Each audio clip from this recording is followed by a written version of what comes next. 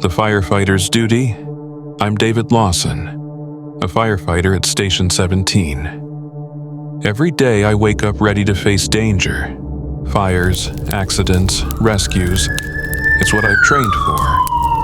On most mornings, my routine is simple. Coffee, gear check, then mentally preparing for whatever emergency the day throws at me.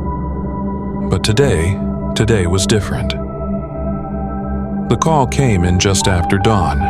The alarm blared through the station, jolting us all into action. It was supposed to be a fire at an old apartment complex downtown, the kind of thing we've handled dozens of times. I pulled on my gear, grabbed my helmet, and jumped onto Engine 3 with my team. Just another day on the job. Or so I thought. The streets were eerily quiet as we neared the location. No sirens, no crowds of onlookers. That should have been my first clue that something was off. As we approached the building, the thick plume of black smoke rising into the sky made my heart race. It was worse than we expected. But it wasn't the fire that sent chills down my spine. The scene was chaos. Flames licked at the windows of the towering building. But what caught my eye were the people, or what I thought were people, staggering in the streets below. Their skin was pale, stretched taut over bones. Some were missing chunks of flesh, exposing muscle and bone. Others dragged themselves forward, legs bent at unnatural angles. Their eyes were the worst. Glazed over with a milky, lifeless hue, but with a hunger that I could feel even from a distance. "David, what the hell is that?" Jackson, my lieutenant, asked, his voice trembling. I couldn't answer. I didn't know what to say. We quickly deployed, but as we moved toward the building, one of those things, one of the zombies, lunged at us. It wasn't slow like the others. It moved with an unnatural speed, its jaw unhinged, teeth gnashing. I barely had time to react before I swung my axe, the blade sinking into its skull with a sickening crunch. It collapsed at my feet, twitching once before going still. "What the hell is going on?" Jackson shouted, his voice edged with panic. I pulled my axes free, wiping the blood and bits of flesh off on my pants. "I don't know, but we have to secure the area and get those people out. We can't leave them in there to burn alive." The heat from the fire was intense as we approached the entrance. The smoke thick in the air. But it wasn't just the flames we were dealing with. Inside the building, the real horror was waiting.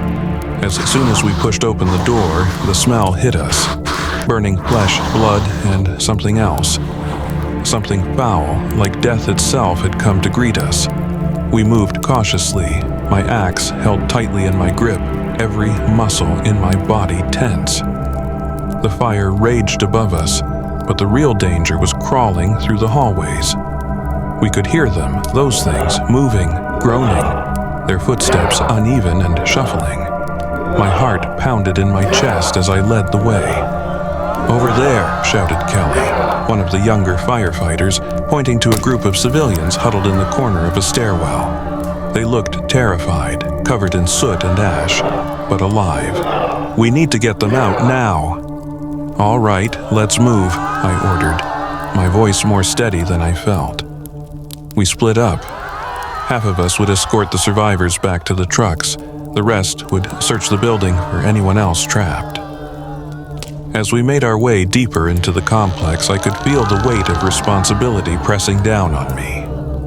My crew, these civilians, they were all counting on me to keep them safe. But as the sounds of the undead grew louder, I knew this was beyond anything we'd ever trained for. We reached the second floor, the heat unbearable. The walls were charred, and the building creaked ominously. Then, out of the smoke, one of them appeared. It was a woman. At least, she had been once. Her hair hung in matted clumps, her skin blackened and peeling from the fire. She moved slowly, her head twitching unnaturally as she spotted us. Before I could react, she lunged at Kelly, her hands clawing at his throat. He screamed, stumbling backward as I swung my axe. The blade caught her in the side of the neck, nearly severing her head. Blood sprayed across the walls as she crumpled to the ground, twitching. "Kelly, you okay?" I asked, my voice tight with adrenaline. He nodded, though his hands were shaking. Yeah, I'm fine." We had to keep moving. Time was running out. The fire was spreading faster than we could contain, and the building was quickly becoming a death trap. We pushed forward, my axe leading the way as we cleared each room. But then we heard it, a scream from behind us. My heart dropped. Jackson! We rushed back down the hallway, but when we arrived, it was too late. Jackson was on the ground, one of those things tearing into him, its teeth buried in his neck. Blood poured from the wound, pooling around him as he gurgled, his eyes wide with terror. "Jackson!" I screamed, swinging my axe in a blind rage. The zombie's head rolled away as its body collapsed beside Jackson's limp form. I dropped to my knees beside him, but there was nothing I could do. He was already gone. I had no time to grieve. More of them were coming, drawn by the sound of the fight. We had to get out now. With the remaining survivors in tow, we made our way back to the entrance, the fire now roaring above us. As we stepped outside, I looked back at the building, at the flames dancing in the windows and at the bodies of the undead littering the ground. Jackson was gone. He'd sacrificed himself for these people, for us, but we couldn't stay any longer. As we loaded the survivors into the truck, I couldn't shake the image of his face, the look in his eyes as the life drained from him. This wasn't just a fire. This was the end of everything we knew. And I was a firefighter, trained to save lives. But how do you save a world that's already dead? We drove away, the fire and the undead behind us. But I knew this was only the beginning. We'd face worse in the days to come. And no matter what, I'd be ready.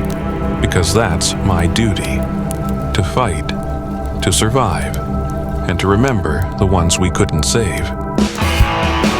Let me know in the comments below if you want to hear more from this story. Please like and subscribe. Thank you.